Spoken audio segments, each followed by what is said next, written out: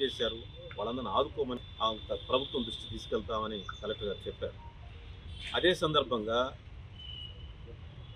మద్యం మాఫియా గత ప్రభుత్వ హయాంలో మద్యం కుంభకోణం జరిగిందనేది జగమెరిగిన సత్యం, జగద్విదితం. ఆ మద్యం కుంభకోణంని పార్లమెంట్లో కూడా కుదిపేసి జాతీయ స్థాయిలో కూడా ఇంత పెద్ద స్థాయిలో మద్యం కుంభకోణం, ఇంత భారీ కుంభకోణం ఎక్కడా జరగలేదని అందరూ పార్లమెంట్ దేశ స్థాయిలో ఆశ్చర్యపోతా ఉన్నారు. గత ప్రభుత్వం జరిగిన మద్యం కుంభకోణం మీద సమగ్ర విచారణ జరిపి గత ప్రభుత్వంలో ఎవరైతే దాని దోషులు ఉన్నారో, ఎవరైతే దోచుకున్నారో వాళ్ళందరి మీద కఠినంగా శిక్షించాలి.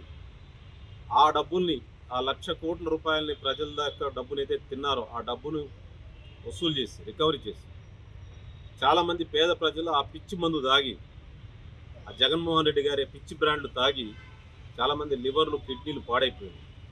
వాళ్ళందరికీ కాంపెన్సేషన్ ఇవ్వాలి. ఆ బాధితులందరికీ కూడా హాస్పిటల్లో వైద్యం, కిడ్నీ వైద్యం, లివర్ వైద్యం చేయించాలి. వాళ్ళందరికీ ఆ చనిపోయిన వాళ్ళకి దానిలోంచి కాంపెన్సేషన్ ఇవ్వాలి. వాళ్ళ దగ్గర నుంచి, ఆ దోపిడీదారుల దగ్గర నుంచి, ఆ మద్యంలో దోచుకున్న ఆ దొంగల నుంచి రికవరీ చేసి ప్రభుత్వం ఒక ట్రస్ట్ పెట్టి ఆ ట్రస్ట్ ద్వారా బాధితులందరినీ, ఆ పిచ్చి మందు దాగి ఆరోగ్యం పాడు చేసుకున్న పేద వర్గాలందరికీ సహాయం చేయాలని చెప్పి విజ్ఞప్తి చేయడం జరిగింది.